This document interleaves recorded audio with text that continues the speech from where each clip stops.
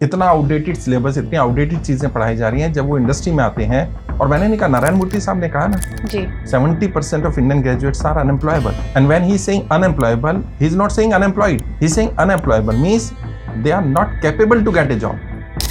जो MBA BBA में पढ़ाया जा रहा है वो उनके काम नहीं आ रहा, काम आना चाहिए वो पढ़ाया नहीं।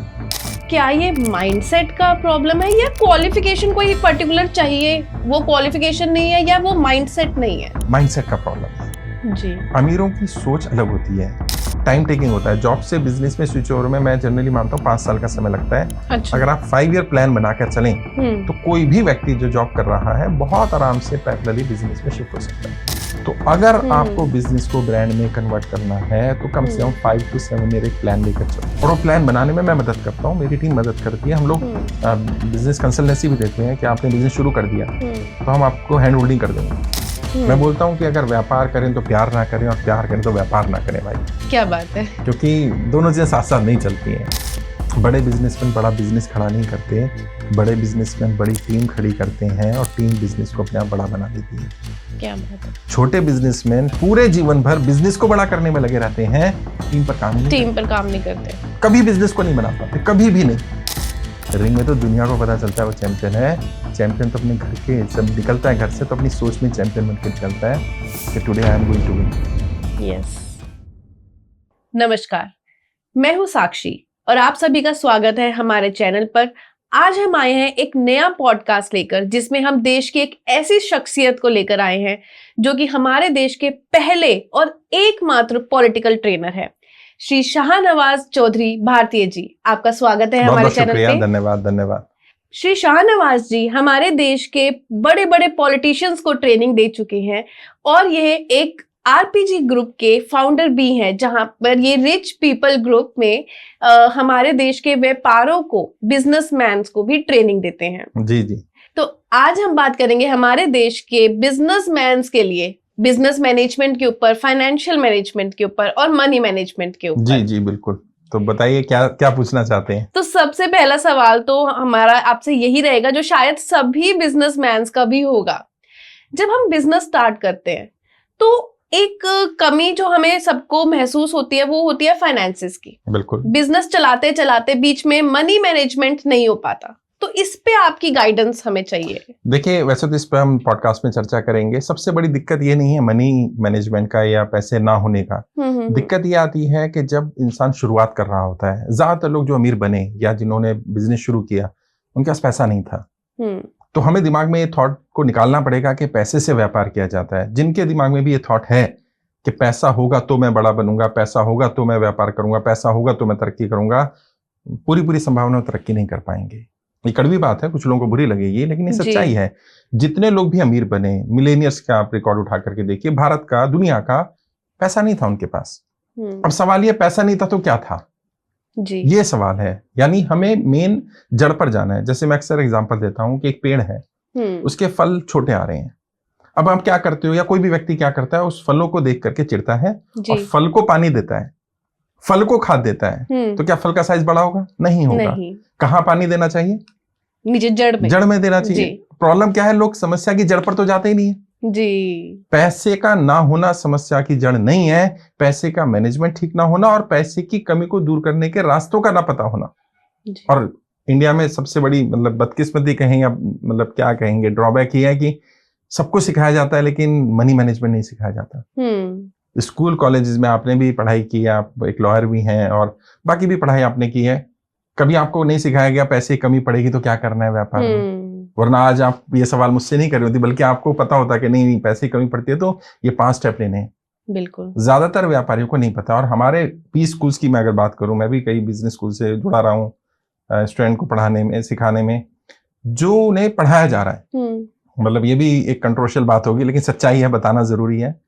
जो MBA BBA में पढ़ाया जा रहा है वो उनके काम नहीं आ रहा है। और जो काम आना चाहिए वो पढ़ाया नहीं जा रहा। अब बताइए, इतना आउटडेटेड सिलेबस, इतनी आउटडेटेड चीजें पढ़ाई जा रही हैं जब वो इंडस्ट्री में आते हैं। और मैंने नहीं कहा, नारायण मूर्ति साहब ने कहा ना जी कि 70% of Indian graduates are unemployable, and when he is saying unemployable, he is not saying unemployed, he is saying unemployable means they are not capable to get a job, they are not industry fit, जो industry की requirements हैं, जो चाहिए मुझे, वो नहीं मिल रहा है।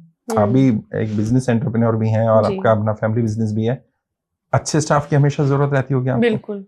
एक तरफ लोग कह रहे हैं बेरोजगारी है, एक तरफ आप कह रहे हो स्टाफ की जरूरत है, तो कौन झूठ बोल रहा है? मैं भी ये देखता हूँ, मेरे यहाँ पर अच्छा स्टाफ नहीं मिल रहा है मुझे, और लोग कह रहे हैं हम बेरोजगार हैं, तो झूठ कौन बोल रहा है? जो बेरोजगार है वो झूठ बोल रहा है, वो भी झूठ नहीं बोल रहा, बेरोजगार तो है। अच्छा, आप झूठ बोल रहे हो? बिल्कुल आप भी भी सच बोल रहे हो कि आपके यहाँ भी जरूरत है अच्छे स्टाफ की। कुछ गैप है जो मिसिंग है, उस पर हम चर्चा करेंगे, ऑब्वियस सी बात है। लेकिन मैं, जो आपका पहला सवाल था कि पैसे की दिक्कत नहीं है, पैसे के मैनेजमेंट का इशू है, और प्लस जब पैसा नहीं है तो क्या करना है, वो इशू है। और वो सीखना पड़ेगा, वो जानना पड़ेगा कि वो लोग जो अमीर बने, वो लोग जिन्होंने जीरो से स्टार्ट किया, कैसे किया।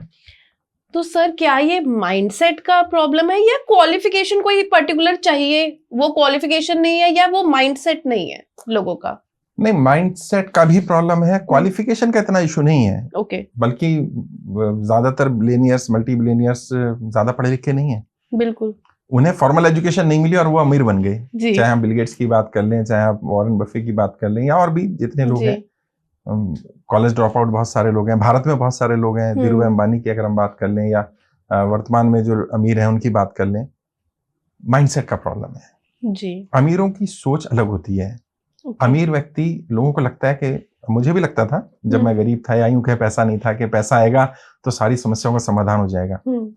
पैसा आ तो गया, लेकिन क्योंकि मुझे पैसा मैनेज नहीं करना आता था, तो मैं वापस गरीब हो गया। फिर मैंने वो मनी मैनेजमेंट के रूल्स सीखे, जो मैं आज लोगों को सिखाता हूँ, कि पैसे की कमी को दूर कैसे करना है जीवन में। अगर आप जॉब करते हैं तो क्या चैलेंजेस आते हैं, अगर आप बिजनेस करते हैं तो क्या चैलेंजेस आते हैं। अगर मान लीजिए वर्तमान में आपके पास पैसा नहीं है, तो क्या करें? घर बैठ जाए?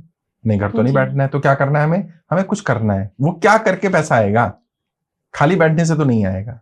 तो जब वो सीखते हैं इंसान, तो फिर आगे बढ़ जाता है। तो जैसे आपने कहा कि पैसों की कमी को दूर करना है, हाँ, कमी को दूर करना है। इसके क्या कोई नियम है जो अमीर लोगों को पहले से ही पता है? बिल्कुल है, हाँ, अमीरी के नियम है। तो वो नियम थोड़ा हमारे ऑडियंस को भी तो ट्रेनिंग में क्या बताऊंगा? चलिए, कम से कम आप एक दो ऐसी कोई बात जो शायद अमीर लोग को पहले से पता है और जो आम जनता नहीं जान पाई। 2-3 नियम बता देता हूँ, आपके ऑडियंस को भी फायदा होगा और आपको भी शायद पता चले जी। मैं अक्सर बताता रहता हूँ कि we don't have money problems, we have business problems, we have relationship problems, we have different issues, but पैसे का इतना प्रॉब्लम नहीं है। पैसे का सिर्फ माइंडसेट का दिक्कत है। माइंडसेट का क्या है? नियम नहीं पता। नियम कैसा है? जैसे पैसे का एक नियम देता हूँ, जो पैसा जितना जल्दी आता है वो उतना जल्दी चला जाता है। अच्छा, ये पैसे का नियम है।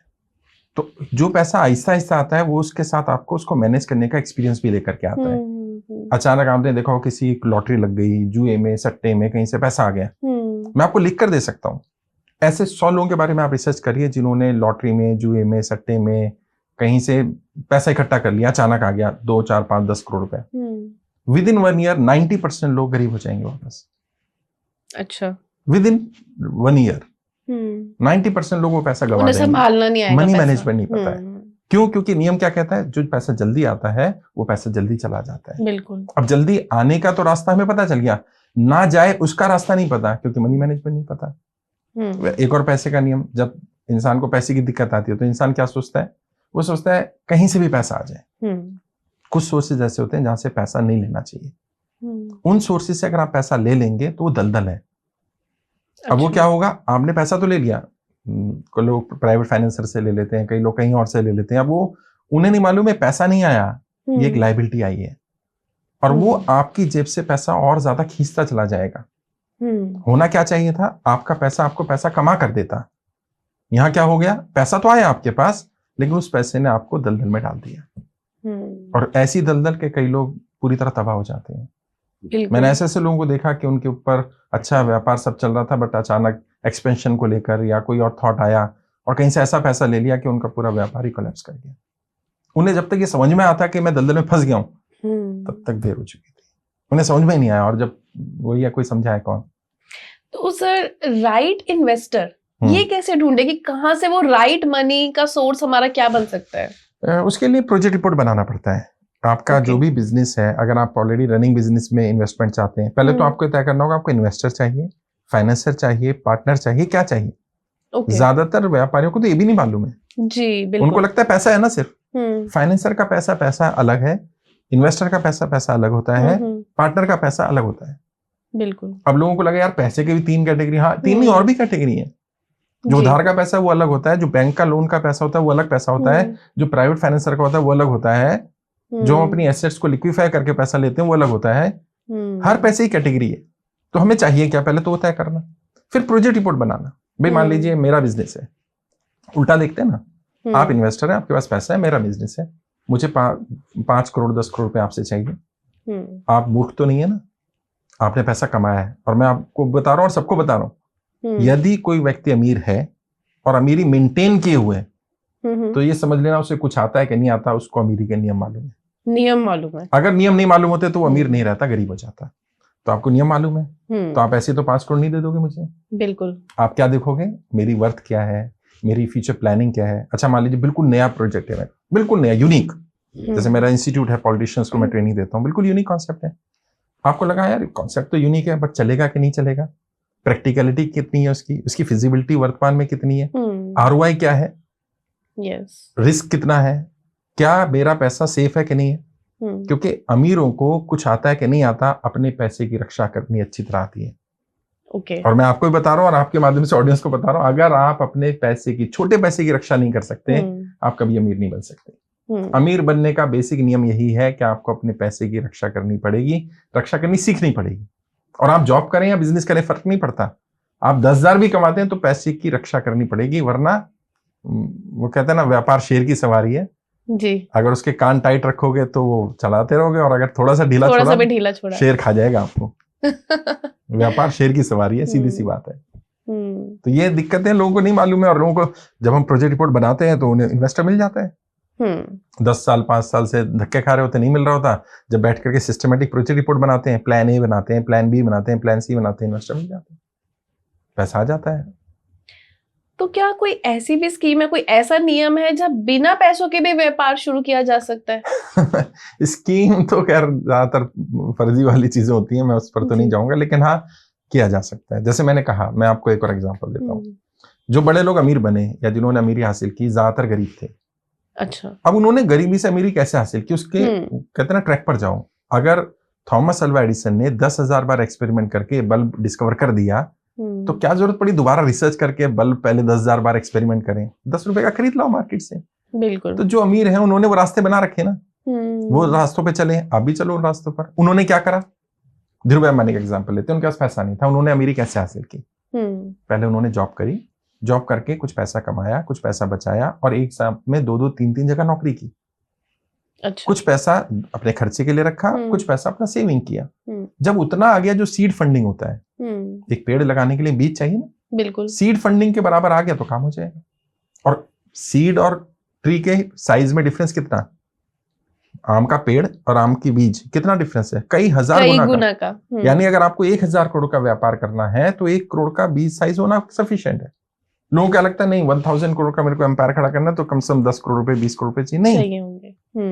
इसी को और कम कर दें तो लोगों को समझ में आएगा कि अगर आपको 1 करोड़ का व्यापार करना है तो 1 लाख रुपए 10,000 रुपए से भी शुरू हो सकता है। बिल्कुल। प्रॉब्लम क्या है कि लोगों को ये पता नहीं कहां से डाल दिया गया कि पैसे से शुरू करना है, पैसे से ही पैसा बनेगा, पैसे से पैसा बनेगा। वो भी सही है एक स्टेज के बाद। ये बात सही है कि अमीर लोग और अमीर बनते जाते हैं, उनका कारण ये नहीं है सिर्फ पैसा है, पैसे का मैनेजमेंट भी है, प्लस जब पैसा आता है तो कुछ चीजें अपने आप हो जाती हैं। जैसे आपको मैन पावर चाहिए तो अच्छे से अच्छा व्यक्ति आपको मिल जाएगा। जब आपके पास पैसा नहीं है, आप बढ़िया स्टाफ नहीं कर सकते। आप पैसा नहीं है तो आप एडवर्टाइजमेंट ब्रांडिंग अच्छी नहीं कर सकते, आप प्रोडक्ट की रिसर्च पर क्वालिटी पर काम नहीं कर सकते। तो जब ये चीजें नहीं करोगे, जो कर रहा हो वो आगे निकल जाता है। तो पैसा एक लिवरेज तो देता है, नो डाउट, मनी का एक लिवरेज है, लेकिन वो ऐसा नहीं है कि उसके बिना नहीं हो सकता। नहीं होता तो कोई भी गरीब कभी अमीर नहीं बनता, और अमीर बन जाने के बाद कभी कोई गरीब नहीं बनता। बिल्कुल, दोनों बातें सच है। राइट। बहुत सारे गरीब अमीर बने हैं और बहुत सारे अमीर भी गरीब बने हैं। यानी कुछ तो है पैसे के अलावा जो उनकी मदद कर रहा है, और वो बहुत सारी चीजें हैं, आगे हम इस पॉडकास्ट में डिस्कस करेंगे जरूर। लीडरशिप ट्रेट्स उनके, जो व्यापार कर रहा है उसको बिजनेस एटीट्यूड है कि नहीं है। बिजनेस तो शुरू कर दिया, हमारे यहाँ क्या फैमिली बिजनेस है, आपका भी जैसे फैमिली बिजनेस है, जो फर्स्ट जनरेशन एंटरप्रेन्योर्स होते हैं उनके साथ सबसे बड़ा चैलेंज यही है कि भाई पेरेंट्स ने तो बिजनेस किया नहीं, तो उन्हें कौन सिखाया? आपको तो पता है, आपके पिताजी या घर में देख लिया आपने। बिल्कुल। जो जॉब वाला है उसको कौन बताएगा? और उसको आपको देख के तो लगेगा यार इतना बड़ा कैसे मैं शुरू करूं, कभी कर ही नहीं पाऊंगा जी। लेकिन जब आप अपने फादर से, ग्रैंडफादर से, उनसे पूछेंगे तो कई बार पता चलेगा उन्होंने भी बिल्कुल जीरो से स्टार्ट किया था और उन्होंने आज इतना बड़ा एम्पायर खड़ा कर दिया। तो कोई भी कर सकता है, बस विल पावर चाहिए, डिटर्मिनेशन, डेडिकेशन चाहिए और जो बेसिक प्रिंसिपल्स हैं बिजनेस मैनेजमेंट के वो सब चाहिए। तो हमारे भारतवर्ष में मुझे ऐसा लगता है कि एक जो डर है, एक फियर इशू हमारे आजकल के लोगों में रहता है। वो एक नौकरी में चले जाते हैं, उनको लगता है कि ठीक है सिक्योरिटी है, यही सीखा भी है पीछे से कि ठीक है नौकरी करते रहो, एक फिक्स्ड अमाउंट आ रहा है, वो बहुत है। बात सही है, फियर तो होना चाहिए भी और है भी, क्योंकि मैंने बताया ना व्यापार शेर की सवारी करना है, तो ये हर कोई तो नहीं कर सकता जी। तो अगर आप क्लियर नहीं हो, आप रिस्क टेकिंग कैपेसिटी आप में नहीं है, आप मतलब अपना घर फूक के तमाशा नहीं देख सकते हो, तो व्यापार में एंट्री करने की तो जरूरत नहीं है। मैं पॉलिटिक्स में भी ये बोलता हूँ कि पॉलिटिक्स भी रिस्क है और बिजनेस भी रिस्क है। रिस्क तो हर चीज में है ना, आप घर से निकले तो भी रिस्क था ना, मैं यहाँ आया तो भी रिस्क था जी। कोई हादसा भी हो सकता है, गाड़ी पंचर भी हो सकती है, एक्सीडेंट भी हो सकता है, बट हम रोज रिस्क लेते हैं। डिपेंड ये करता है कि रिस्क कितना बड़ा, और व्यापारी कितना बड़ा रिस्क लेता है, वो रिस्क ऑफ लाइफ ले लेता है, इसलिए वो शेर की सवारी कर रहा है। तो जिन्हें सेंस ऑफ सिक्योरिटी चाहिए उनके लिए जॉब ठीक है, लेकिन जॉब क्या है?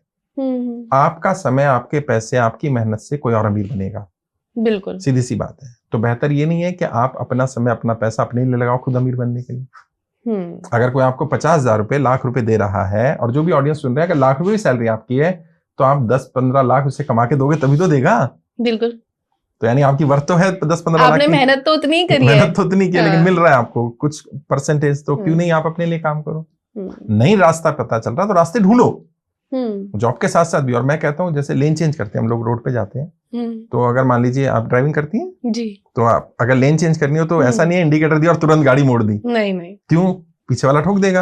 हम क्या करते हैं, इंडिकेटर भी देते हैं, फिर आहिस्ता आहिस्ता लेन चेंज करते हैं। ऐसे ही जब आपको जॉब से बिजनेस में स्विच ओवर करना है, या बिजनेस को ही बिजनेस में चेंज करना है, नया बिजनेस या नया कुछ सेक्शन, तो क्या करना है, धीरे धीरे एक टाइम टेकिंग होता है। जॉब से बिजनेस में स्विच ओवर में मैं जनरली मानता हूँ 5 साल का समय लगता है। अच्छा। अगर आप 5 ईयर प्लान बनाकर चलें तो कोई भी व्यक्ति जो जॉब कर रहा है बहुत आराम से पैरेलली बिजनेस में शिफ्ट हो सकता है। और जॉब छोड़कर बिजनेस नहीं करना है, ये भी ध्यान रखिएगा। अच्छा। क्योंकि अकॉर्डिंग टू सर्वे 90% पीपल जिन्होंने जॉब छोड़कर बिजनेस किया वो फ्लॉप हो गए। ओके। और उसका कारण क्या है? बहुत सिंपल एग्जांपल से समझाता हूँ। मान लीजिए एक पौधा निकल रहा है, आपने उस पर पैर रख दिया तो मर जाएगा ना। अभी क्या था, बिजनेस में आपने जॉब करते थे, मान लीजिए आप 1 लाख रुपए महीना सैलरी थी, आप बिजनेस में आ गए, अब 1 लाख रुपए घर आना बंद हो गया। बिल्कुल, कमाई बंद हुई है, खर्चे बंद नहीं हुए हैं, खर्चे उतने ही है। अच्छा, जो 1 लाख कमाता है जॉब में, उसकी खर्चे कितने होते हैं? क्योंकि तो 1.5 लाख होते हैं तो क्रेडिट कार्ड से EMI पर चल रहे होते हैं। लेकिन मान लो 1 लाख का खर्चा या 80,000 खर्चा, 70-80,000 तो उनका खर्च हो ही जाता है। अब मान लो आपको 70,000 रुपए महीना चाहिए घर के लिए, बिल्कुल, जॉब हो गई बंद। जिस बिजनेस को शुरू किया उसमें शुरू में पैसा लगाना है, उससे आप पैसा निकाल रहे हो 70,000 रुपए महीना, तो बच्चे ने चलना शुरू नहीं किया, उससे उम्मीद करो दौड़ेगा तो गिर ही जाएगा ना भाई। बिल्कुल। तो क्या करना चाहिए आपको बिजनेस में एंटर करने से पहले अपनी कुछ तैयारी करनी चाहिए। अच्छा, कि जब मैं जॉब छोड़ूंगा तो मेरा घर कैसे चलेगा, जब मेरा बिजनेस में शुरू में पैसा लगेगा। और बिजनेस मैनेजमेंट के वैसे तो बहुत नियम है, एक नियम ऑडियंस को दे देता हूँ और आपको भी सीखने को मिलेगा, आप आगे बताइएगा जी। Generally first year business loss में जाता है। ओके। तो इस माइंडसेट को तैयार होकर जाइए कि first year will make loss and will sustain. Second year हमें नो प्रॉफिट नो लॉस लाना होता है, आइडियली आ जाना चाहिए। टारगेट ये होना चाहिए कि सेकेंड ईयर भी घर कुछ नहीं आएगा। अच्छा। थर्ड ईयर ऑनवर्ड प्रॉफिट आएगा। और मैं फिर भी रिकमेंड करता हूं कि अपने प्रॉफिट 5 साल के प्रॉफिट को वापस बिजनेस में ही डाल दो। ओके। तो अगर आपको बिजनेस को ब्रांड में कन्वर्ट करना है तो कम से कम 5 to 7 ईयर एक प्लान लेकर चलो। और वो प्लान बनाने में मैं मदद करता हूँ, मेरी टीम मदद करती है। हम लोग बिजनेस कंसल्टेंसी भी देते हैं कि आपने बिजनेस शुरू कर दिया तो हम आपको हैंड होल्डिंग कर देंगे। और कौन सा बिजनेस जो आपको, हम आइडिया भी देते हैं लेकिन हम रिकमेंड करते हैं कि नहीं, whatever business you want to do, आपका एटीट्यूड, आपका इंटरेस्ट, बहुत सारी चीजें हम चेक करके बताते हैं, ये कर लो जी। फिर उस पर ही फोकस करेंगे हम। तो फिर उसमें ग्रोथ हो जाती है। कई बार उल्टा होता है, आपका इंटरेस्ट कुछ और है, बिजनेस कोई और कर रहे हो, तो क्या होगा, वो अंदर वाला तो कीड़ा आपको काटता रहेगा, यार जी। मैं क्या कर रहा हूँ। जैसे फिर आप इसमें भी 100% नहीं दे पाओगे। कहीं नहीं दे सकते किसी भी फील्ड में। मैंने बहुत सारे बिजनेसमैन को इसलिए फ्लॉप होते देखा कि वो बिजनेस से भाग के सीधा उस काम को करने लग जाते हैं जिसमें उनको मजा आता है। तो मैं कहता हूँ यार, why not convert your passion into your earning. अपने पैशन को बिजनेस बना लो ना यार। वो कहते हैं नहीं मेरा पैशन ऐसा है, बिजनेस नहीं। Every passion can convert into business, every passion. मतलब यहाँ तो आजकल लोग रील बना के नाच के लोग करोड़ों रुपए कमा रहे हैं यार। आप कहते हो कि मैं मेरा पैशन बिजनेस में कन्वर्ट नहीं हो सकता। आपको उसको मोनेटाइज करना नहीं आता, मैनेजमेंट की कमी है। मोनेटाइज करना नहीं आता, पैसा कैसे आएगा। जैसे जब मैंने इंस्टीट्यूशन शुरू किया पॉलिटिशियंस को ट्रेनिंग देने का, लोगों ने कहा यार ये तो चलेगा ही नहीं, पॉलिटिशियन थोड़े ना ट्रेनिंग लेने आएंगे, पॉलिटिशियन तो ऑलरेडी ट्रेंड होते हैं, नेताओं की जेब से पैसा निकालोगे, कैसे निकाल लोगे। और आज आई am the first and only political trainer. आज MP MLAs मेरे स्टूडेंट हैं। क्यों? क्योंकि मैंने यूनिक कॉन्सेप्ट को पकड़ा, उसकी कमियों को देखा, उस इंडस्ट्री में जो रिक्वायरमेंट थी उनको पूरा कर दिया। और सारी मतलब कमाई का सोर्स क्या है, राज बताया था। When you are a problem solver it will be easy to earn money. आपको डॉक्टर बनना पड़ेगा, मतलब सबको डॉक्टर बनना पड़ेगा। जैसे आप लॉयर हैं, बट मैं आपको कहता हूं आप डॉक्टर हैं, किसकी? लॉ की। बिल्कुल। तो लॉ की डॉक्टर होने के नाते आप क्योंकि प्रॉब्लम सॉल्वर हैं तो आपको पैसा मिलता है। मैं पॉलिटिशियंस का डॉक्टर हूँ, मैं बिजनेसमैन का डॉक्टर हूँ, तो मुझे उसके लिए पैसा मिलता है। आप किस चीज के डॉक्टर हैं? और डॉक्टर का मतलब सिर्फ डॉक्टर नहीं है डिग्री वाला, एक्सपर्ट किस चीज के? एक्सपर्ट। लोग आपको पैसा क्यों देंगे? क्योंकि लोगों की हार्ड अर्न मनी है। झूठ बोलकर बेवकूफ बना के पैसा ले भी लोगे ना तो अंतरात्मा ही स्वीकार नहीं करेगी। बिल्कुल। और मैंने बताया आपको, मतलब मैंने लोगों को बर्बाद होते देखा।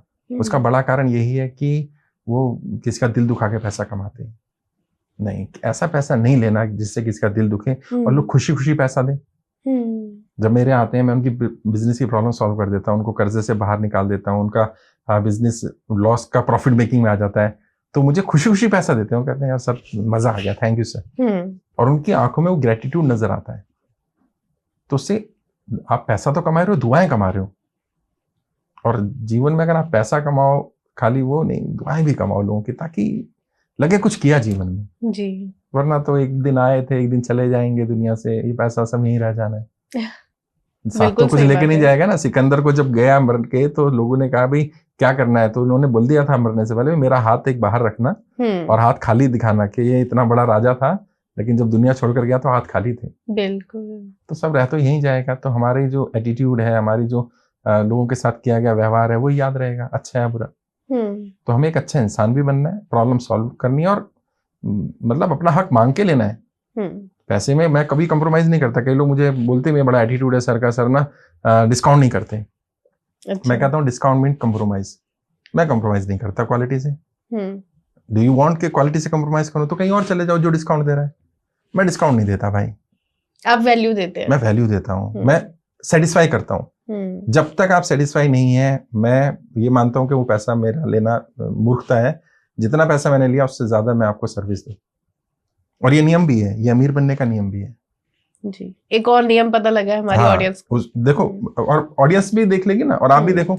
आप बाहर जाओ जी, कोई ऐसा व्यक्ति ढूंढो जिसे जितना पैसा मिलता हो वो उससे ज्यादा काम करने को तैयार हो जाए। मिलेगा ही नहीं। बिल्कुल। लोग कितना काम करना चाहते हैं पता है? पैसा मिले ज्यादा और काम करना पड़े कम, और काम ना करना पड़े और पैसा मिल जाए, तो इससे तो बढ़िया कुछ है ही नहीं। हाँ, बिल्कुल। लोग यही चाहते हैं। हाँ, चाहते हैं। तो अब आपने क्या करना है? आपने उल्टा हो जाना है जी। जीवन में ये तय कर लो, जितना मुझे पैसा मिलेगा उससे ज्यादा मैं वैल्यू दूंगा। और सिर्फ पैसा नहीं, जितनी मुझे कोई रिस्पेक्ट देगा मैं उससे ज्यादा रिस्पेक्ट दूंगा। जितना कोई मुझे मान सम्मान देगा मैं उससे ज्यादा मान सम्मान उसका करूंगा। जितना कोई मुझे समझेगा मैं उससे ज्यादा उसको समझूंगा। हर चीज में ज्यादा लौटाओ।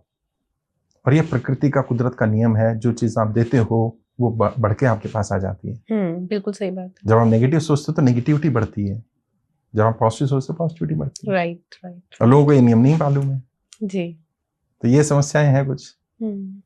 तो इसी के ऊपर, इसी से रिलेटेड एक क्वेश्चन ये है कि जब बिजनेस में लॉस होने लगता है, जैसे कि आपने अभी हमें समझाया कि पहले साल तो लॉस ही होगा जनरली, हाँ, तो वहां पर लोग घबरा जाते हैं। अब वो लॉस देख के या तो वो सोचते हैं कि मैं बंद कर दूं इस बिजनेस को, या वापस लौट जाऊं, जॉब कर लूं फिर से। तो यहाँ पे वो कैसे अपनी मैनेजमेंट करें? देखिए ऐसा है, अगर लॉस हो रहा है ज्यादा और लॉस हो रहा है मैन मेड रीजन से, ओके, मतलब हमें रीजन पता है या हम कंट्रोल कर सकते हैं, तो पहले हमें उसे कंट्रोल करना चाहिए। अच्छा, लेकिन मान लीजिए लॉस ऐसा हो रहा है जो बिल्कुल ड्रास्टिक है, अनएक्सपेक्टेड है, ऐसा था जो आपने सोचा था लेकिन वैसा नहीं हो पा रहा है और आगे संभावना भी नहीं नजर आ रही है, अच्छा, तो इमोशनल भी ड्रिवन नहीं होना है।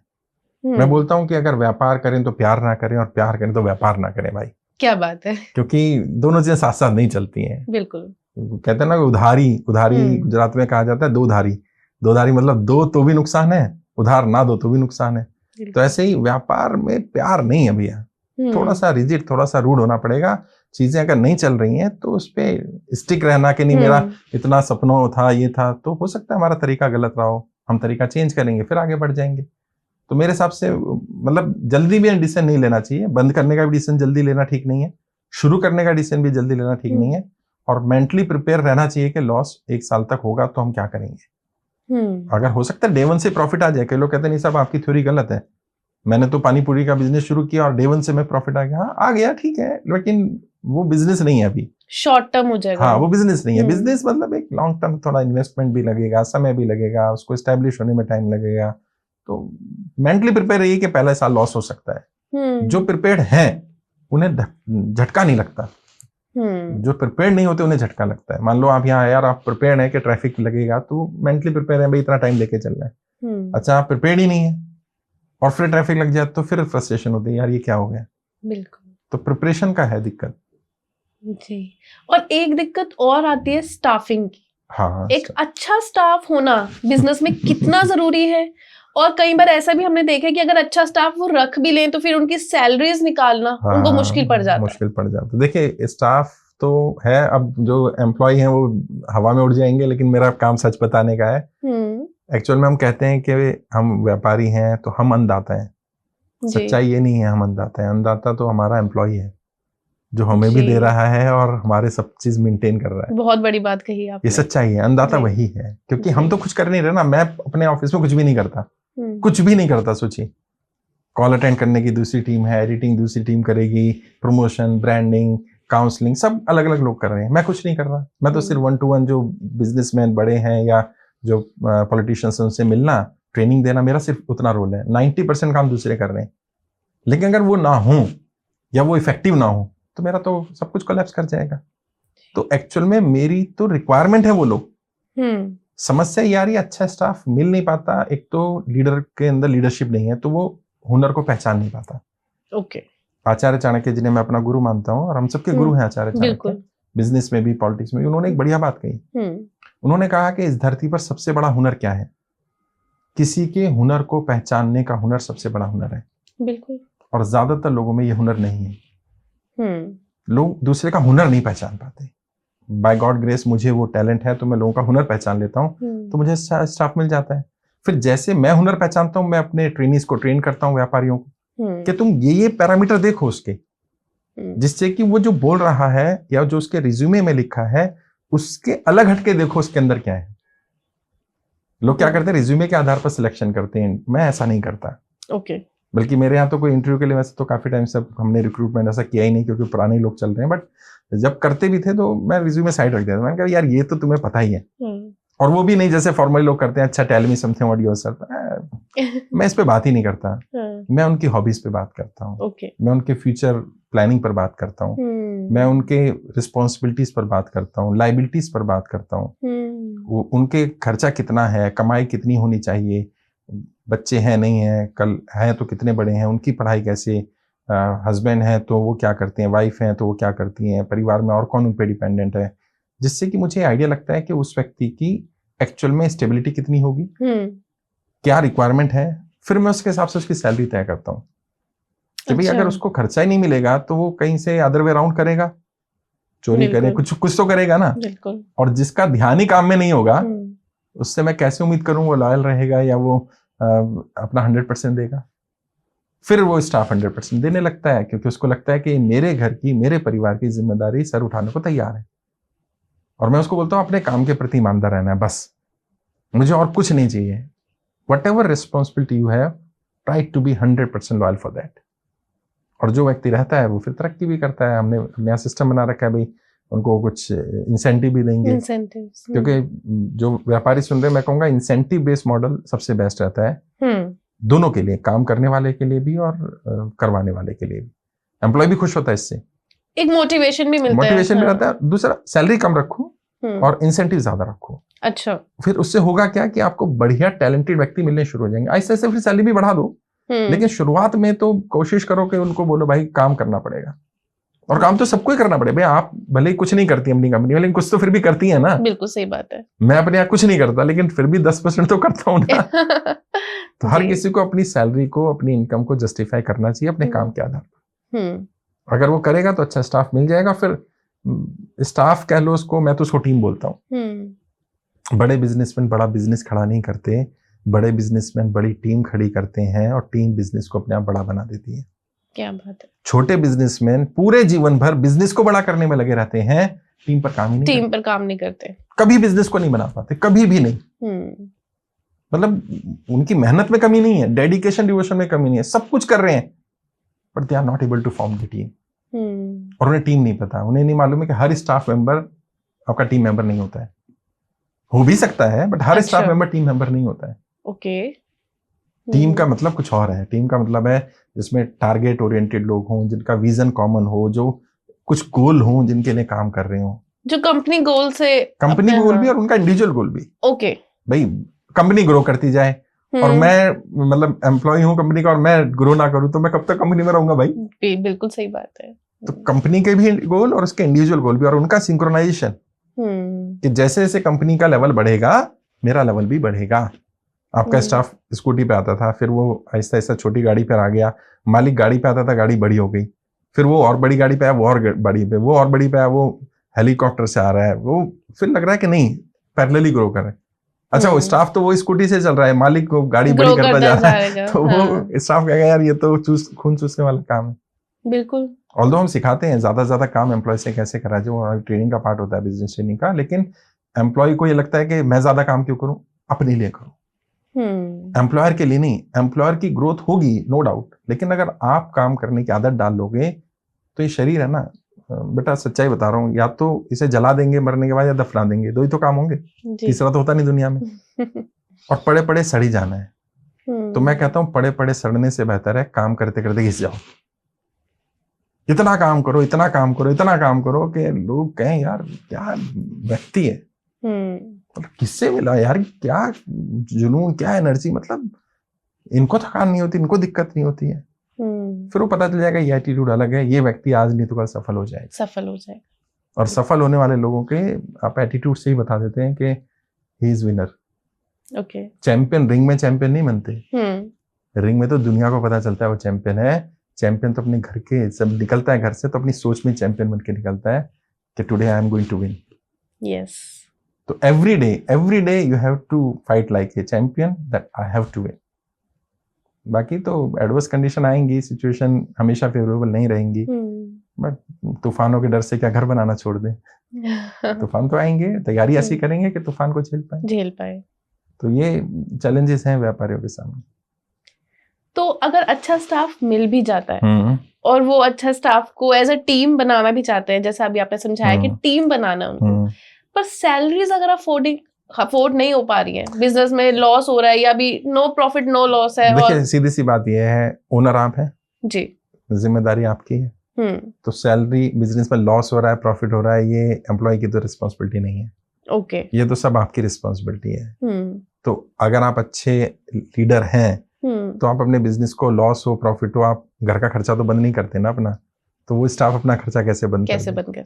और देखिए ये एक मुर्गी और अंडे वाली चीज है। पहले अच्छा स्टाफ मिलेगा या पहले कंपनी ग्रो करेगी। लोगों को लगता है पहले कंपनी ग्रो कर जाए फिर हम अच्छा स्टाफ रख लेंगे। जबकि ये उल्टा है, बिल्कुल रिवर्स है।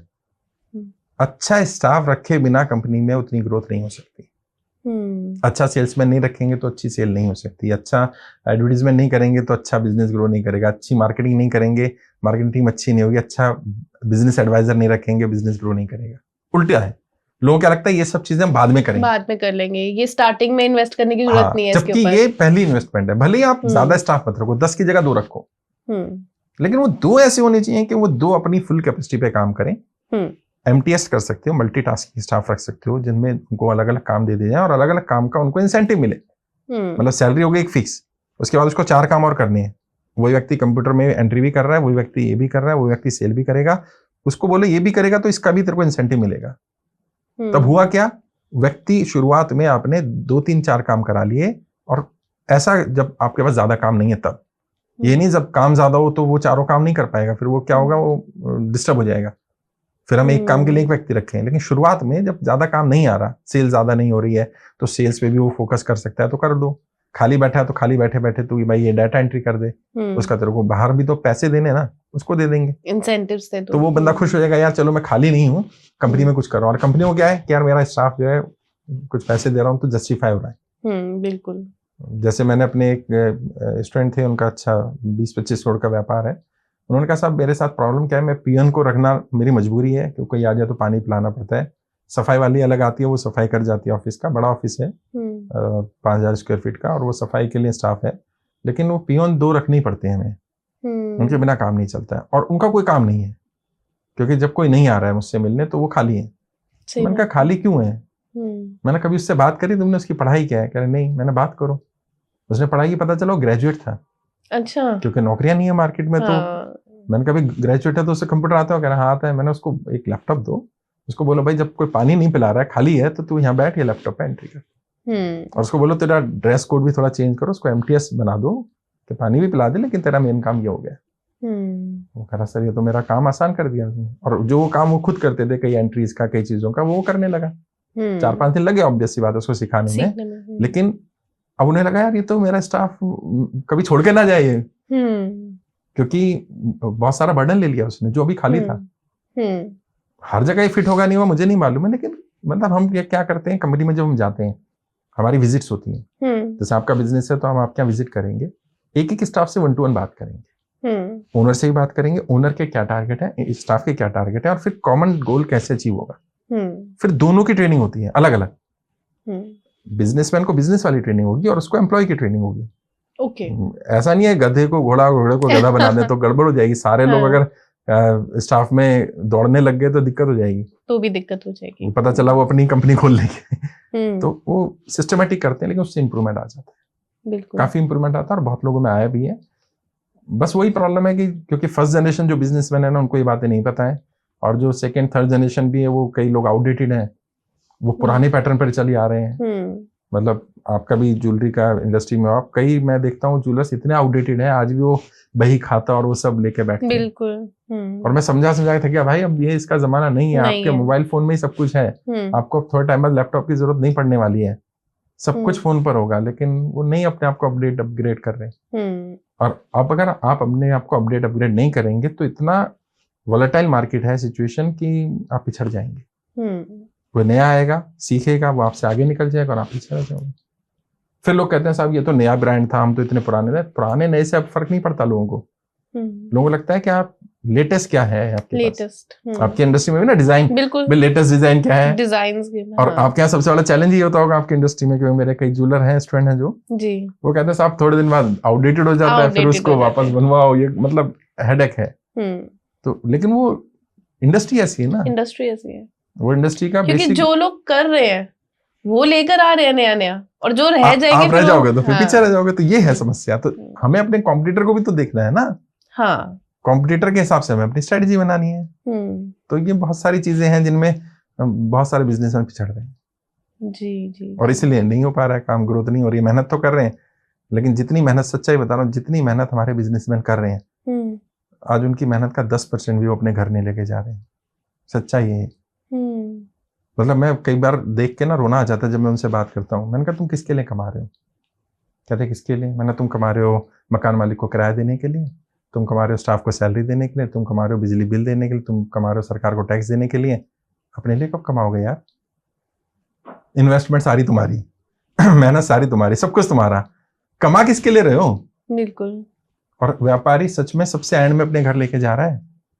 कई व्यापारी उतना भी नहीं लेके जा रहे जितनी कि उन्हें कहीं जॉब करें तो सैलरी मिल जाएगी उतने ज्यादा की। बिल्कुल सच बात है। ये कड़वी है ये बातें, लेकिन ये लोगों को दिखता है क्या, अरे यार बड़ा व्यापार है, आलीशान सब चल रहा है, तो उन्हें लगता नहीं कि वो कांटों का ताज पहने हुए व्यापारी उस कांटों के ताज में कीले चुभ रही हैं उसके सर में, लेकिन वो ना कहा भी ना जाए और सहा भी ना जाए। किससे कहे जाके व्यापारी? अपना दर्द किसको बताए जाके व्यापारी? बताओ। स्टाफ को। स्टाफ कहेगा अरे लाला जी बंद ही कर दो फिर, जब इतनी दिक्कत है मैं कहीं और नौकरी कर लूंगा। कॉम्पिटिटर को बताएं, वो तो सुनेगा नहीं। तो फिर ले दे के हम जैसे लोग मिल जाते हैं, वो हमें अपनी प्रॉब्लम भी बताते हैं, फिर हम सॉल्व भी करते हैं जितना हो पाता है। कई जगह हम भी फेल हो जाते हैं कि बिल्कुल एंड पर आते हैं। प्रॉब्लम क्या है? व्यापारी, ऐसा नहीं कह रहा हूँ उसकी प्रॉब्लम है, शुरू में व्यापारी बहुत मेहनत कर रहा होता है, हाथ पैर मार रहा होता है, जब उससे कुछ नहीं हो रहा था तब वो एडवाइजर ढूंढता है। होना ये उल्टा चाहिए था, जैसी प्रॉब्लम आई तुरंत पहुंच जाता, जबकि बहुत कम नॉमिनल चार्ज है, मतलब 10-15-20 हजार रुपए खर्च करके भी हम सलाह दे देते हैं। ओके। तो अगर उसकी कोई बड़ी प्रॉब्लम जैसे मनी प्रॉब्लम है और 20 हजार रुपए देके उसको सॉल्व हो जाए तो उसकी तो जिंदगी भर की टेंशन खत्म हो जाएगी ना। स्टाफ की प्रॉब्लम है 15-20 हजार रुपए देके सॉल्व होती है तो प्रॉब्लम क्या, उन्हें पता ही नहीं है किसके पास जाएं। बिल्कुल। और फिर कुछ जेन्युइन लोग भी नहीं है, कई लोग फ्रॉड भी हैं इंडस्ट्री में, तो लोगों को लगता है यार मेरे व्यापार के राज कहीं ऐसा ना हो कि पब्लिक हो जाए, क्योंकि वाइट ब्लैक सब चलता ही है इंडस्ट्री में, तो वो भी थोड़ा ध्यान रखना पड़ता है।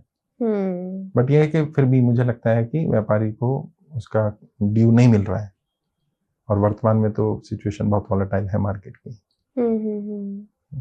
क्या कर सकते हैं, अब सरकार भी कुछ स्टेप नहीं ले रही है मार्केट में।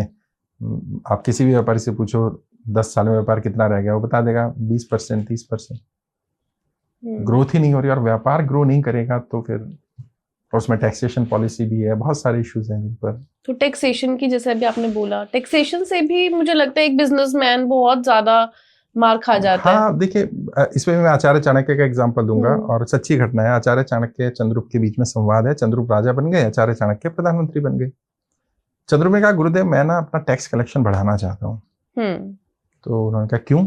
कह रहे मैं जनहित की योजनाएं बनाऊंगा, जनता की पब्लिक वेलफेयर पॉलिसीज बनाऊंगा, ज्यादा पैसा होगा तो ज्यादा कर पाऊंगा, गरीबों को घर बनाऊंगा, ये करूंगा। ठीक है। कह रहे तो तुम टैक्स की रेट मत बढ़ाओ।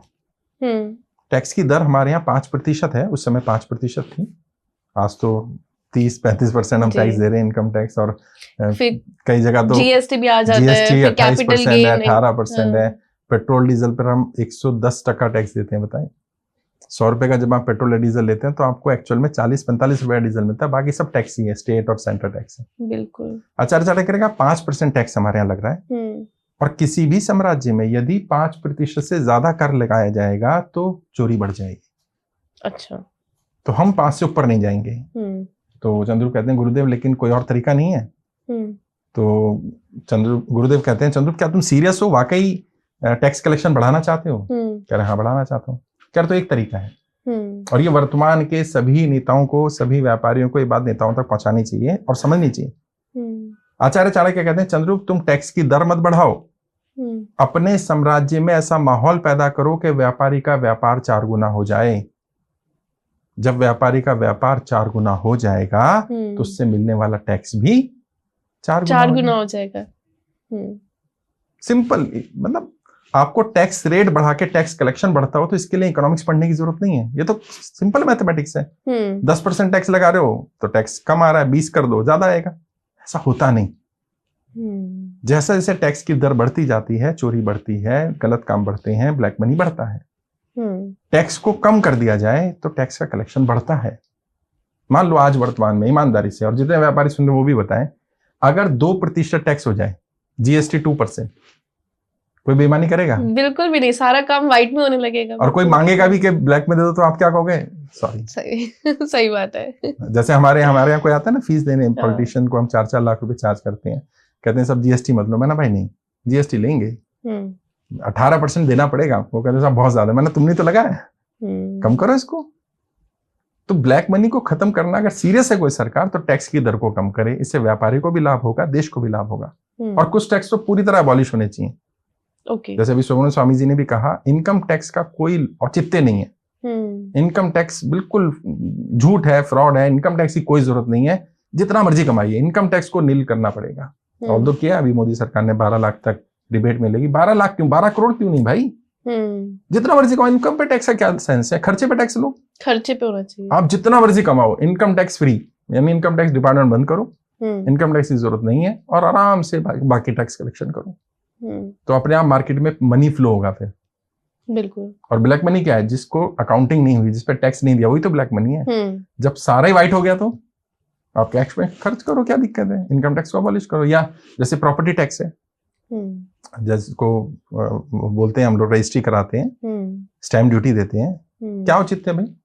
आपने प्रॉपर्टी खरीदी, मैंने बेची, सरकार को 7% टैक्स चाहिए, क्यों? क्या लॉजिक है इसका?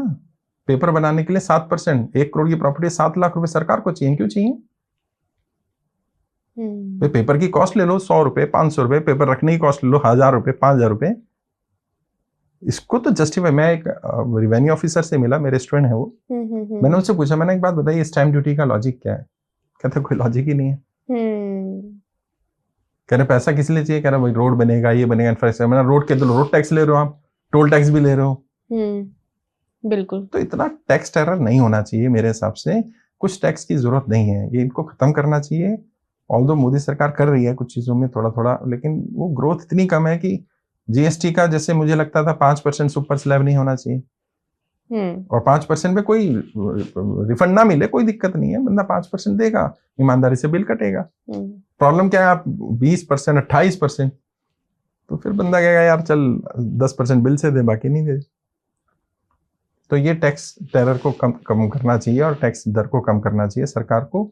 और जो भी सरकार आए, वर्तमान सरकार हो, नई सरकार आए, जब तक व्यापारी को चोर मानना बंद नहीं करेंगे। सारे व्यापारी चोर नहीं है यार। व्यापारी को चोर आप बनाते हो जब आप उनको इनकम टैक्स का नोटिस भेजते हो। अभी तो नया इनकम टैक्स लॉ में बता रहे हैं कि आपका सोशल मीडिया भी चेक करेंगे, आप कहाँ कहाँ घूमने गए, फ्लाइट अच्छा। कहाँ बुक कराई है। अरे यार, तो बंदा क्या करेगा फिर वो?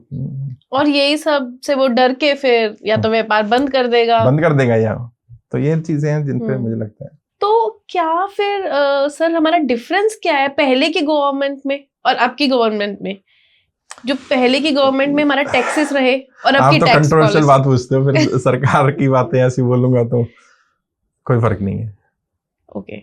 सरकारें ऐसी चल रही हैं, पहले भी ऐसी चल रही थी, अब भी ऐसी चल रही है। व्यापारी को तो कोई ज्यादा फर्क नहीं लग रहा है, बल्कि व्यापारियों के साथ नोटबंदी जो हुआ जी, उससे तो व्यापार बहुत हैम्पर हुआ है। कई लोग उभर नहीं पाए उस झटके से। बिल्कुल। जीएसटी जो गलत तरीके से लगाया गया उसके, और जो लॉकडाउन हुआ उसके बाद बहुत व्यापार में दिक्कत आई है। ऑल्दो वो लॉकडाउन जरूरी भी था, कई सिचुएशन ऐसी थी कि नहीं तो और ज्यादा कैजुअलिटीज होती, लेकिन मतलब जो रिलीफ मिलना चाहिए था नहीं मिला व्यापारियों को। व्यापारी वही है ना कि किसको बोले, खून के आंसू रो रहा है बेचारा, अपना घर, अपने बच्चों का भविष्य सब दांव पर है। कई लोगों की प्रॉपर्टीज गिरी हुई हैं, कई लोगों का मैं देख रहा हूँ लोन के इश्यूज चल रहे हैं और डिफॉल्ट कर रहे हैं। 5-5 करोड़ की प्रॉपर्टी 2-2, 3-3 करोड़ में जा रही है, लेकिन वो रोक नहीं पा रहे हैं। फिर किसी को बता भी नहीं पा रहे, बताएं किसको, कौन सुनेगा? व्यापारी को तो जैसे मैंने कहा ना, चोरी मान लिया है कि व्यापारी है तो चोरी होगा। और गरीबों का माइंडसेट, या जो लोग बहुत लोअर तबके में है, उनको भी ये बता दिया गया है कि कोई व्यक्ति ईमानदारी से तो अमीर नहीं बना, जबकि अच्छा। सबसे बड़ा झूठ है। सबसे ज्यादा मेहनत ही वही करते हैं। हैं। सबसे बड़ा झूठ नहीं, मेहनत तो नहीं कहेंगे, क्योंकि गरीब लोग फिजिकल लेबर को ही लेबर मानते हैं। वो शारीरिक श्रम को ही श्रम मानते हैं, बाकी को मेहनत नहीं मानते। जबकि शारीरिक श्रम सबसे छोटा श्रम है। जितना एक रिक्शा वाला मेहनत करता है, मैं और आप नहीं करते हैं, कर भी नहीं सकते हैं। लेकिन क्या हम मेहनत नहीं करते हैं? इतनी किताबें मैं पढ़ता हूँ, मैं हर दिन, आज लगभग 18 साल हो गए मुझे इंडस्ट्री में, कोई दिन ऐसा नहीं जाता जब मैं रात को किताब बिना पढ़े सोता हूँ। कोई दिन ऐसा नहीं जाता। सोचिए जी, हर दिन मुझे कुछ ना कुछ नोट्स बनाने हैं, कोई ट्रेनिंग डेवलप करनी है, कुछ नया सीखना है, तभी तो मैं इंडस्ट्री में टिक पाऊंगा ना। अगर मैं अपडेट नहीं होऊंगा तो बिल्कुल। तो समस्या क्या है, लोग उसकी मेहनत नहीं समझ रहे हैं, जबकि व्यापारी बहुत मेहनत भी कर रहा है। व्यापार को लेकर उसका डर भी जायज है, व्यापार उसका बच्चा है यार। जैसे आप अपने बच्चे को पालते हो, मतलब एक मदरहुड की फीलिंग आप समझ सकती हैं कि बच्चे को सामने पलते बड़ा होता देखना, और फिर बच्चे को अपने सामने डूबते देखना, मतलब, और व्यापारी उसको बचा भी नहीं पा रहा है। वो हाथ पैर तो मार रहा है, लेकिन करे क्या? किसको बताए अपना दुख जाकर के? कैसे रोके? वो चाहता है कि ये नहीं गिरे, नहीं डूबे, लेकिन वो डूब रहा है, हर दिन डूब रहा है। तो क्या हमारी जो भी ये कह सकते हैं कि जो करंट गवर्नमेंट है वो इतनी मतलब बिजनेस ओरिएंटेड या व्यापारियों के लिए नहीं, अच्छी साबित नहीं हो रही? व्यापारियों का मेरे कहने से क्या होगा, मैंने कहा ना, किसी भी मार्केट में आप जाके व्यापारी से पूछो कि 10 साल 11 साल हो गए सरकार को, 11 साल पहले कितना व्यापार था और आज कितना है, व्यापारी खुद जवाब दे देंगे। किसी भी मार्केट में जी। करोल बाग व्यापार एसोसिएशन के जो मार्केट के प्रेसिडेंट हैं वो मेरे नोन हैं, उनसे हमने जब बात की तो उन्होंने कहा साहब ऑफ रिकॉर्ड, कैमरे पे कोई नहीं बोलना चाहता, बिल्कुल कह रहे साहब 20% भी नहीं रहा व्यापार। करोल बाग जैसी मार्केट, आप आई थिंक गए होंगे, करोल बाग मार्केट बहुत फेमस मार्केट है, नहीं है व्यापार। कह रहे हैं बस जैसे तैसे खर्चा चला रहे हैं, उम्मीद पर कि कल को शायद चीजें ठीक होंगी। और जिस तरह से आप देख रहे हैं शेयर मार्केट कोलैप्स कर रहा है, कंपनियां, बड़ी बड़ी कंपनियां डाउन हो रही हैं, अभी अमेरिका का टैरिफ का चल रहा है, तो इंटरनेशनल इश्यूज भी हैं। क्रूड ऑयल का रेट कम हुआ बट पेट्रोल के रेट कम नहीं कर रही है सरकार, करने चाहिए, अगर करेगी तो इससे आम इंसान को राहत मिलेगी, व्यापारी थोड़ा सा रिलीज कर पाएगा, इजी कर पाएगा। गुजरात जैसी जगह पर सोचिए डायमंड इंडस्ट्री बहुत इफेक्टेड है। मैं सूरत होकर आया, वहां मेरा इवेंट था, व्यापारी आए कहते साहब क्या करें, फैक्ट्रियां बंद हो रही हैं। और अब तो अमेरिका ने जो टैरिफ लगाया उससे तो अगर वो नहीं रोका गया तो मुझे नहीं लगता कि व्यापारी सरवाइव कर पाएगा जो बाहर भेज रहा है माल, क्योंकि उसको बहुत बड़ा चैलेंज आने वाला है। क्योंकि रेसिप्रोकल टैरिफ का मतलब होता है कि जो भारत टैक्स लगाता है वही टैक्स अमेरिका लगाएगा, और अभी अमेरिका का टैक्स कम था तो लोग बाहर भेज देते थे, तो फिर उनको प्रॉफिट नहीं मिलेगा। तो सरकार की पॉलिसी पता नहीं सरकार क्या सोच रही है, सरकार को लग रहा है कैसे चल जाएगा, या सरकार के एडवाइजर्स ऐसे हैं जो सोच रहे हैं कि व्यापारी पर फोकस नहीं भी करेंगे तो काम चल जाएगा, बट चलने वाला तो नहीं है।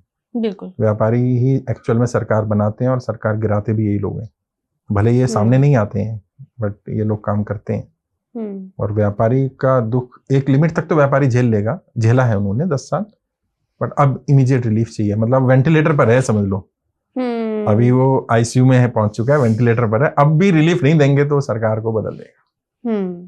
तो ये सरकार को सोचना चाहिए इसमें। तो क्या रीजन क्या है कि हमारी जो मार्केट है वो इतनी, सेंसेक्स भी जैसे अभी हम देखते हैं कि एकदम डाउनफॉल में जा रहा है? देखिए क्या है, मैन्युफैक्चरिंग नहीं हो रही है। ओके, कोई भी चीज कैसे आगे बढ़ती है, आपको कुछ प्रोड्यूस तो करना पड़ेगा। अगर आप मैन्युफैक्चरिंग नहीं करेंगे तो एम्प्लॉयमेंट जनरेट नहीं होगा, एम्प्लॉयमेंट जनरेट नहीं होगा तो सेल नहीं होगी, ज्यादा सेल ज्यादा नहीं होगी तो फिर परचेज पावर, लोगों की परचेज पावर नहीं है, लोगों के पास पैसा नहीं है। अभी तो सरकार के आंकड़े अभी आए, एक बार में पढ़ रहा था मैं, 100 करोड़ लोग ऐसे हैं जिनका जो हैंड टू माउथ है, और सरकार ही कहती है 80 करोड़ को तो हम राशन दे रहे हैं, यानी 80 करोड़ लोग देश में ऐसे हैं जो अपना राशन भी खुद अफोर्ड नहीं कर सकते। तो बेटा आप सोचो क्या मतलब स्थिति बन रही है। और ये सरकार, कोई भी सरकार हो, अगर ये सरकार बोर्ड पे लिखे कि हम 80 करोड़ लोगों को राशन दे रहे हैं तो ये गर्व की बात है कि शर्म की बात है? बहुत शर्म की, बहुत शर्म की बात है, ये गर्व की बात थोड़ी, एक बताने की बात है कि हम 80 करोड़ को राशन दे रहे हैं। तो 100 करोड़ लोगों की अगर स्थिति 140 या 150 में से खराब है तो परचेस पावर कहाँ होगी? फिर परचेस पावर नहीं है तो कंपनियां कैसे चलेंगी? और कंपनियों का भी आने वाला है, फाइनल देखेंगे रिजल्ट कैसा आएगा। मुझे तो लग नहीं रहा मार्केट का अभी नियर फ्यूचर में तो मार्केट ग्रो नहीं करने वाली है, और उसमें बड़ा रीजन यही है कि अच्छी कंपनियां, अभी टाटा मोटर्स जैसा पिट रहा है, बिल्कुल, मतलब बैंकिंग सेक्टर पूरी तरह से पिट रहे हैं शेयर, और यही थे जो मार्केट को उठाते थे। निफ्टी की बात कर लें, सेंसेक्स की बात कर लें, लगातार नए रिकॉर्ड बना रहा है। मतलब 80 लाख करोड़ का लॉस है पिछले एक साल, इस नए फाइनेंशियल ईयर में 80 लाख करोड़, 80 लाख करोड़ रुपीस आम पब्लिक का स्वाहा हो चुका है मार्केट में। जनवरी 2025 से अभी हम मार्च की स्टार्टिंग में बैठे हैं, राइट।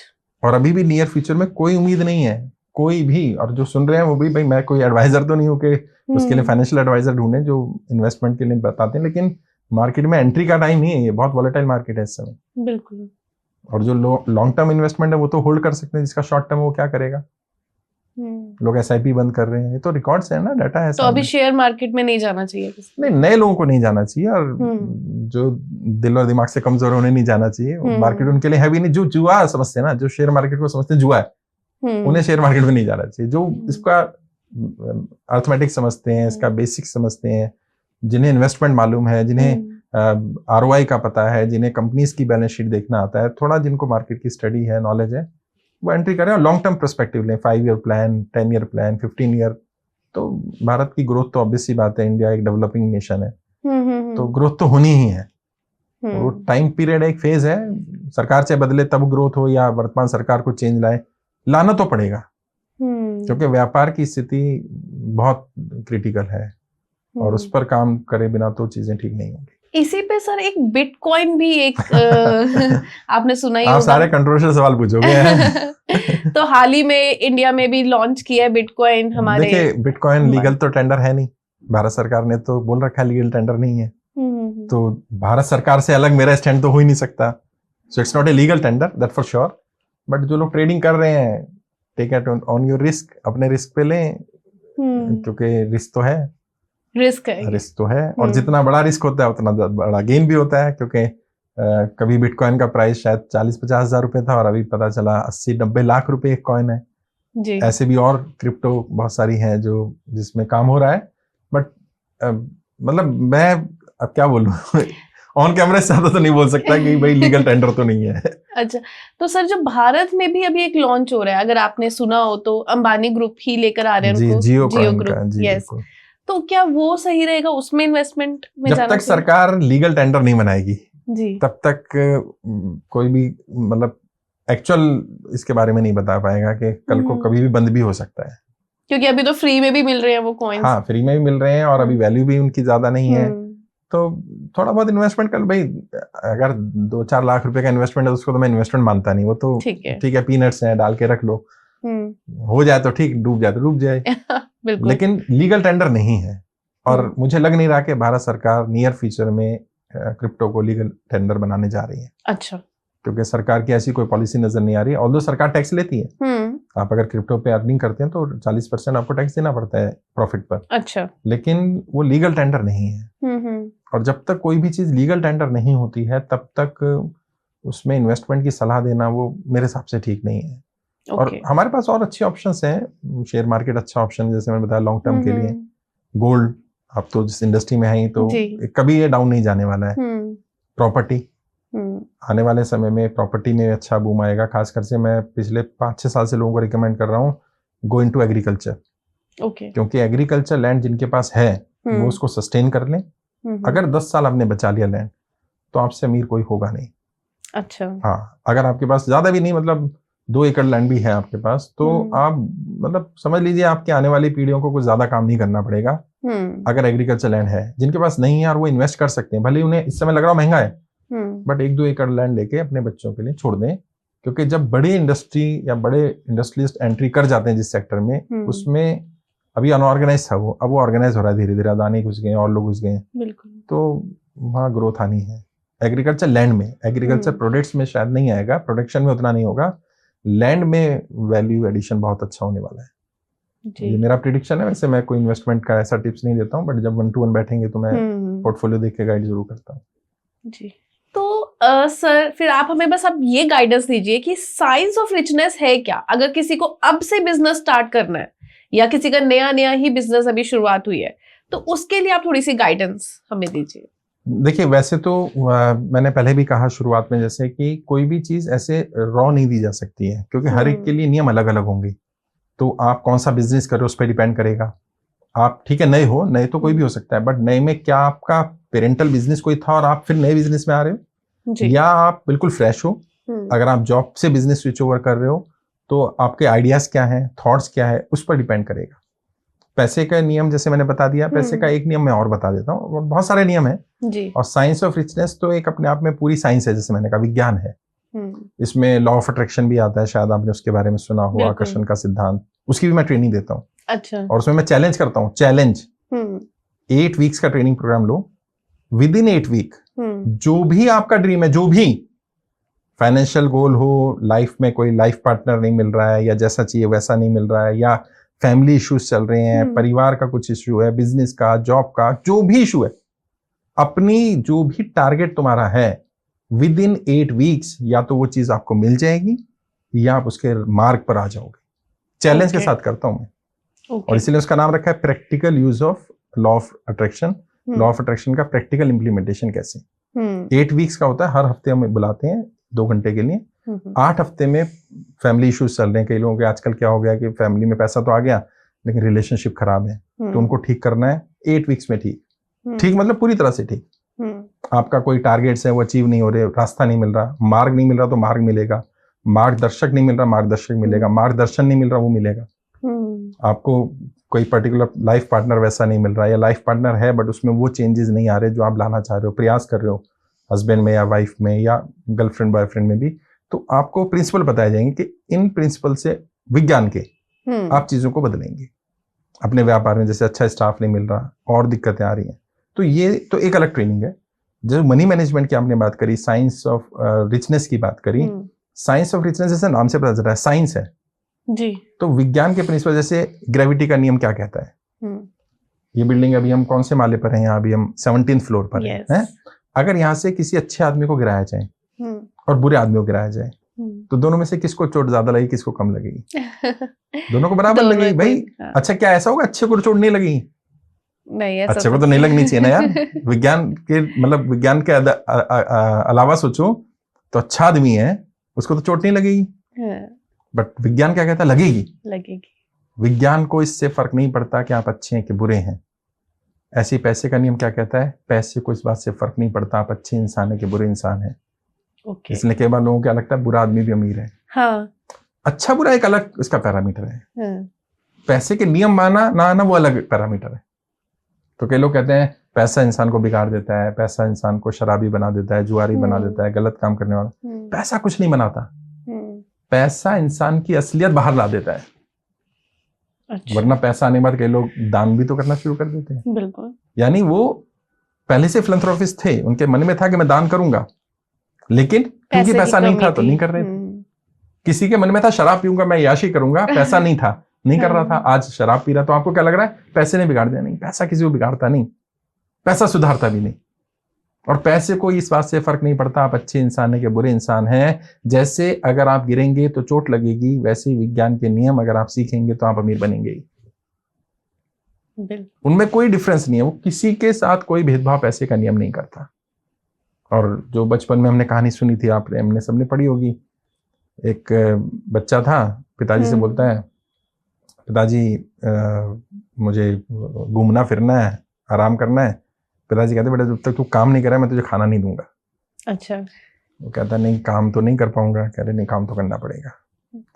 तो माता जी, क्योंकि माता तो प्रेम करती होती है, थोड़ा लाड भी होता है। लाड और प्यार में फर्क है। लाड आपको बिगाड़ता है, प्यार आपको सुधार देता है। बिल्कुल। और जो सुधार नहीं रहा वो लाड ही है, वो प्यार नहीं हो सकता। प्रेम का तो अर्थ ही है कि सुधार करे, प्रेम का अर्थ है बदलाव लाए, वरना वो प्रेम नहीं है। अब माता जी लाड करती थी, माता जी ने कहा नहीं बेटा मेरा बेटा काम थोड़ी करेगा, तो एक काम कर, रोज खेल कूद आराम कर, शाम को जाके 50 पैसा दूंगी। उस जमाने में 50 पैसे बहुत होते थे। पिताजी को बोल देना है मैंने कमाया, ठीक है। रोज खेले कूदे जाए, पिताजी माता जी से 50 पैसे ले, पिताजी को बोले पिताजी ये कमाया आज मैंने। पिताजी ने कहा एक काम कर, इसको कुएं में डाला। कुएं में डाला, खाना खा लिया। अगले दिन फिर ऐसे चलता रहा, रूटीन हो गया। एक दिन माता जी अपने घर गई थी पीहर, बच्चे को पता नहीं था माता जी गई हैं, और बच्चा आराम से घूमने फिर के आया, और शाम को पता चला माता जी तो है ही नहीं भाई।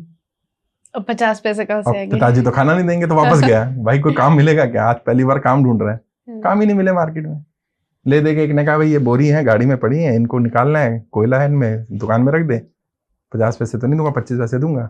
कह रहा चलो कुछ तो आएगा। 2-3 घंटा शाम में पूरी मेहनत करी, हाथ पैर काले हो गए, पसीना पसीना हो गया, 25 पैसे लेके गया। पिताजी बोला पिताजी आज तो 50 पैसे नहीं आए, 25 पैसे आए। पिताजी का कुएं में फेंक दे। कुएं में फेंक दूं? मेरी मेहनत की कमाई कुएं में फेंक दूं? पिताजी कहते बेटा आज ही कमाया तूने। बिल्कुल। एक्चुअल में जब आप मेहनत की चीज होती है तो आप वेस्ट नहीं करते। लोग कहते हैं बड़े लोग अमीर लोग जो है कंजूस है। नहीं, कंजूस नहीं है, मैं अमीरों से मिला हूँ। और जब मैं अमीर नहीं था तो मैं भी शायद सोचता था कि अमीर लोग कंजूस होते हैं। अब मुझे पता नहीं, कंजूस नहीं होते, वो वेस्ट नहीं करते, मेहनत से, क्योंकि उनका मेहनत का पैसा है। जिनका बेईमानी का वो करते हैं, अय्याशी भी करते हैं, आवारागर्दी भी करते हैं। जो एक्चुअल अमीर है ना, अमीर जिसको कहा जाता है, हर पैसे वाला अमीर नहीं होता। पहली बात तो जी, पैसे वाला होना और अमीर होने में फर्क है। बिल्कुल। अमीरी के लिए कुछ और भी चीजें चाहिए। There are 7 parameters of richness जिन पे हम बात करते हैं, उसमें पैसा एक पैरामीटर है। देयर आर 6 अदर पैरामीटर्स जिसपे आप रिच होते हो। आपकी इंटेलेक्चुअल वो भी तो रिचनेस है जी। कई लोग पैसे से तो अमीर है, इंटेलेक्चुअली फ्लॉप है। तो ऐसा अमीर होने का क्या फायदा कि आपकी सोच गरीबी वाली है। तो आपको सोच से भी अमीर बनना पड़ेगा। कईयों को पैसे वालों को देख के लग नहीं जाता यार ये क्या है, क्या अमीर है। मतलब उन्हें लगता है हम शो ऑफ कर रहे हैं, ये कर रहे हैं, लेकिन वो शो ऑफ नहीं है, वो लीचड़पन है। क्योंकि वो इंटेलेक्चुअली अमीर नहीं बन पाए। तो अमीरी के अलग अलग पैरामीटर है। तो हम साइंस ऑफ रिचनेस में ये बताते हैं कि अपने पैसे में लगाव कैसे पैदा होता है, मेहनत के पैसे और बेईमानी के पैसे में क्या अंतर है। मान लो कहीं से अदर वे राउंड करके अंडर द टेबल कुछ आ भी गया, तो उस पैसे का करना क्या है? फिर अपनी सोच कैसे बनानी है? पैसे के मामले में सोच का बहुत बड़ा रोल है। बिल्कुल। एक किताब मैं आपको भी रिकमेंड करूंगा और सभी ऑडियंस को पढ़नी चाहिए, नेपोलियन हिल ने लिखा है थिंक एंड ग्रो रिच, और जिन लोगों ने पढ़ी है वो कमेंट करके बताएं, जबरदस्त किताब है, जबरदस्त। और की ऑफ रिचनेस भी उनकी किताब है, और भी नेपोलियन हिल ने बहुत सारी किताबें लिखी हैं, जबरदस्त किताबें हैं। ये बताती हैं थिंक एंड ग्रो रिच मतलब सोच के अमीर कैसे बना जाता है। सीक्रेट्स ऑफ मिलेनियर्स माइंड, जो मिलेनियर्स बने उनके दिमाग में क्या सीक्रेट्स चलते हैं, अब उन्होंने लिख दी, बता दी, मैं गाइड भी कर रहा हूँ, लेकिन अब किताब पढ़नी तो आपको पड़ेगी ना यार। अब लोग यही चाहते हैं कि किताब भी सर ही पढ़ लें तो सर ही अमीर बनेंगे ना, फिर तुम थोड़ी बनो। या फिर सर से ट्रेनिंग भी ले सकते हैं, ट्रेनिंग भी लेके भी इम्प्लीमेंट करना पड़ेगा भाई। बढ़िया से बढ़िया दवाई लाओ आप और अलमारी में जाके रख दो, फिर आप डॉक्टर को गाली दो कि यार डॉक्टर तो बेकार है दवाई। मैं जब चैलेंज कर रहा हूँ, और मेरा तो मनी बैक गारंटी होती है। आपने सुना किसी की मनी बैक गारंटी? नहीं। I am the only trainer in India जो बिजनेस ट्रेनिंग में मनी बैक गारंटी देता है। 5 दिन का हमारा ट्रेनिंग प्रोग्राम है, साइंस ऑफ रिचनेस, अमीर कैसे बने, अमीरी के नियम। 5 दिन का ट्रेनिंग अटेंड करो, 2.5 आवर पर डे, और शाम को 6 से 9 होता है, कनॉट प्लेस में मेरा ऑफिस है। 5 दिन अटेंड करो, जो भी फीस है उसकी फीस दो। 5th डे अगर आपको ट्रेनिंग पसंद नहीं आई, दिल पर हाथ रख के बोलो कि मुझे ट्रेनिंग पसंद नहीं आई। नो क्वेश्चन आस्क्ड, हम कोई सवाल ही नहीं पूछेंगे आपसे क्यों नहीं पसंद आई। 100% मनी बैक, और कोई स्टार मार्क नहीं है। अच्छा, कोई स्टार नहीं है, terms and condition apply, no terms and condition apply. क्योंकि मेरा मानना यह है, जो चीज मेरी आपको पसंद नहीं आई, मुझे उसका पैसा नहीं लेना, वो मेरे लिए बेईमानी का पैसा हो जाए, ये मेरी सोच है। हाँ, कई लोग विद थैंक्स देते हैं, कई लोग ऊपर से टिप देते हैं, कई लोग गिफ्ट देते हैं लास्ट डे। कई लोग कहते हैं साहब ये नियम आप मुझे 15 साल पहले बता देते तो मैं आज शायद करोड़पति होता। क्योंकि लोगों को मालूम ही नहीं ना, बिजनेस में ग्रोथ कैसे करनी नहीं मालूम है। बिजनेस में कंपटीशन है, ठीक है, कंपटीशन है, हर जगह है, नया रोज कंपटीशन है। कंपटीशन को खत्म कैसे करना है? या तो रोते रहो कंपटीशन है, या ठीक करो। ठीक है, गरीब में पैदा हुए, जो बिल गेट्स ने कहा, यदि आप गरीबी में पैदा हुए तो इसमें आपका दोष नहीं है, लेकिन यदि आप गरीब मर जाते हैं, इसमें सारा दोष आपका है। बिल्कुल।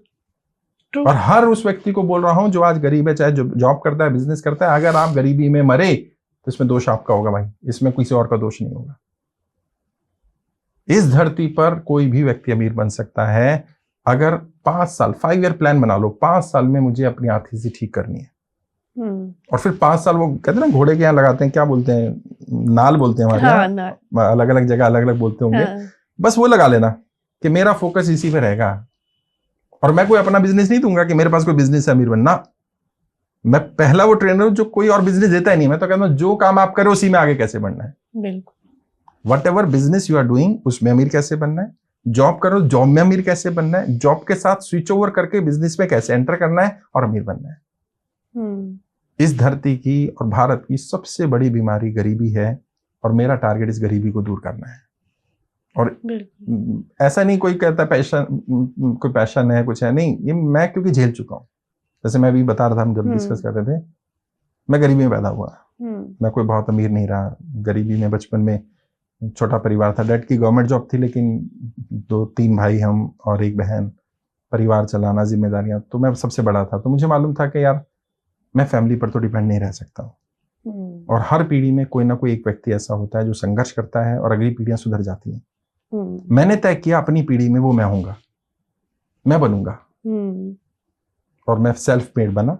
आज 18 वर्ष हो गए, काफी पैसा गवाया भी। कहते ना ठुक ठुक के ठाकुर बने हम तो, पैदाइशी ठाकुर नहीं थे हम। सीख कर आहिस्ता आहिस्ता गिर के, और जिन गड्ढों में मैं गिरा, मैं लोगों को बताता हूं इनमें मत गिरना।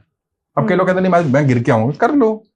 आचार्य चाणक्य ने कहा कि हर तजुर्बा अपने ऊपर करने के लिए तुम्हारी उम्र थोड़ी पड़ जाएगी, इसलिए दूसरे के तजुर्बे से सीखो। हर गलती खुद थोड़ी करनी है।